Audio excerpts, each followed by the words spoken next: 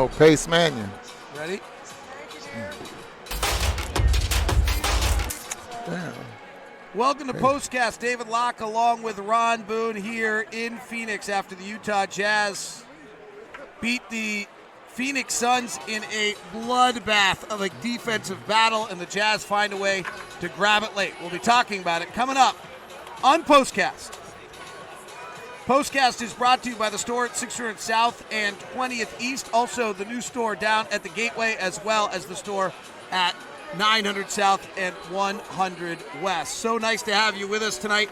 Ron Boone, what's your overall thought on this one? Well, it was a battle. It was a grind-out basketball game there for the Jazz. They came out on top regardless of how many free throws and how many fouls was called.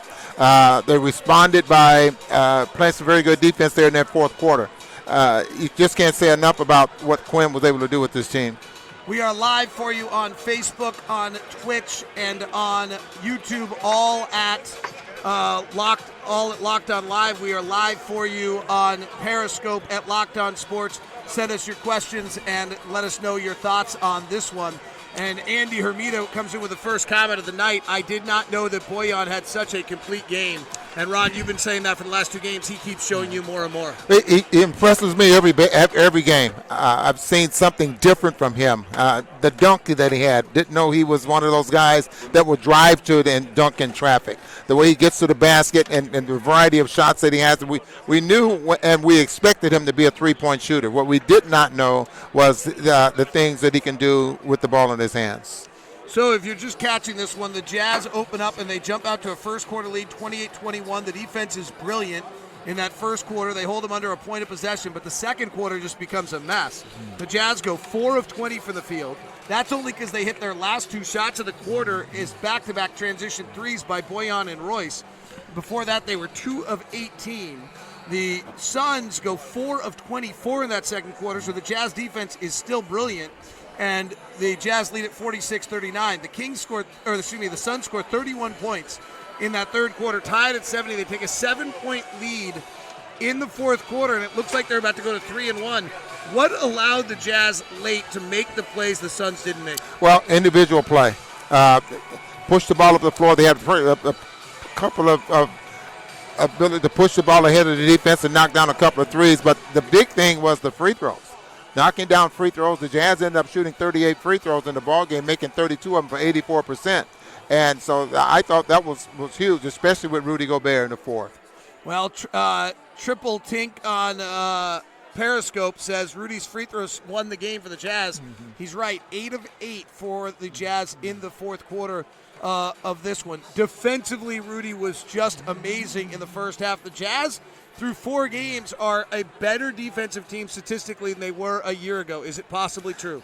Boy, man, that's awfully tough to say that right now, considering that I know that we're protecting the rim very well. I think we can get better perimeter defense, but teams are just getting so good now, and the Jazz are going over the top sometimes underneath on screens, and individually, I think Royce O'Neal might be the best on-ball defender that we have, and I'm sure Quinn would like to see just a little bit more out of a couple of players. Late in the game, the Jazz defense clamped down Ricky Rubio with a terrible turnover on a behind-the-back pass on the drive, and then Devin Booker with a bad turnover as well late. The Jazz forcing those 2 turnovers late in the ballgame to kind of make sure that they're able to make the plays that they needed to make. Donovan has 25 points. He makes the free throw late. Bojan had 29 points for the Jazz in this one. Mike Conley goes 0 for 7 tonight. He's in foul trouble all night. No rhythm. Yeah. This is 3 of his 4 games have been dreadful. How concerned should we be? I don't think we should be concerned right now. I'd be concerned with him mentally because I'm telling you, it starts to wear on you. It starts to get to the point where you're afraid to do anything because you don't want to make a mistake. You start pressing with your shots. You start passing up shots, and it just gets to so he needs to have one of those games that Bojan just had here a couple of games ago to get himself on track, and hopefully he can do what we expected him to do when he got here. I mean, he's a great player. I mean, he does a lot of things well. We just need to see it. One thing interesting is the Jazz closed the game tonight with Mike Conley, Donovan Mitchell, Joe Ingles, Bojan Bogdanovic, and Rudy Gobert, and they scored, I believe, on every possession when they were on the floor tonight. They also, what was interesting is Joe Ingles on one of the biggest plays of the night, face guards Devin Booker to the point where he cannot get the ball, and it leads to a missed three and the Jazz rebound. That was as good a defensive play as the Jazz had. You do anything to disrupt the rhythm of a player. And Booker, we saw him against the Clippers, how he got into a rhythm and he started challenging Patrick Beverly, and he got into a rhythm and started just playing well.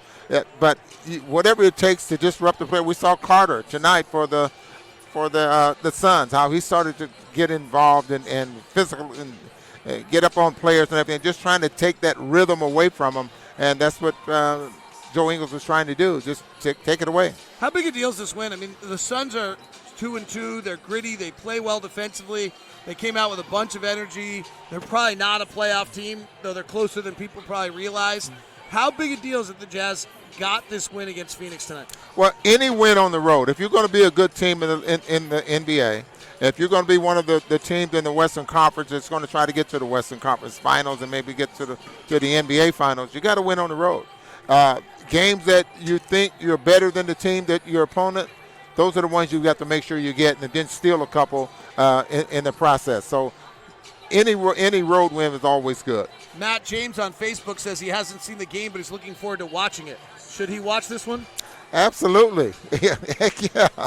Just get in that recliner and get your Diet Coke. Shouldn't you start the third quarter? No, I think there's some good things to watch in the What should he look for if you were rewatching this game? Just watch how physical it is and how guys are getting up on each other. And just because it was a non-scoring first quarter or half, I mean, there's something good to watch about it, but don't miss the third and fourth quarter. How Royce O'Neal plays 31 minutes tonight. What have you seen out of his growth? Well, he's always going to give you some good defense, and I'm very impressed with how hard he's worked on his three-point shooting. We watch him in practice. We watch the shooting games with him and Conley and Joe Ingles and sometimes Donovan Mitchell, and he just continues to get better. He's not hesitating anymore.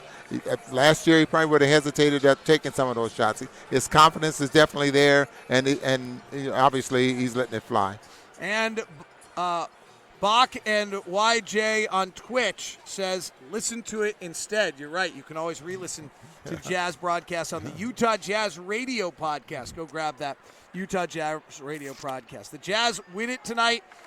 Nick Oz 76 on Twitch says, impressive win tonight. Bojan's looking better fit than I thought he would have been. Don and Bojan are amazing.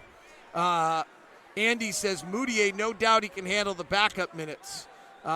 Eric says, Moutier has answered the call from a small 4-game sample. He's done enough to ease the concerns you had going into the season, or has he? He seems to be the most reliable point guard right now. Well, he has not eased all of my concerns, I'll be totally honest. He's got to understand a little bit on, if he's, depending who he's on the floor with, how he's got to play a little differently. If he's on with Donovan and Bojan, move it. Okay, I'm going to help you out a little bit with that, because I did hear some things this morning in practice that Quinn wants him to do better at, and that is don't take shortcuts. Running your offense the way it's supposed to be ran, and don't take shortcuts. That will get him in trouble with Quinn Snyder. All right, Jazz win it, a tough, gritty one, 3 games in 4 nights. Let's see how they get going against the Clippers in a big one at Vivint Smart Home on Wednesday. We look forward to seeing you there. This has been POSTCAST.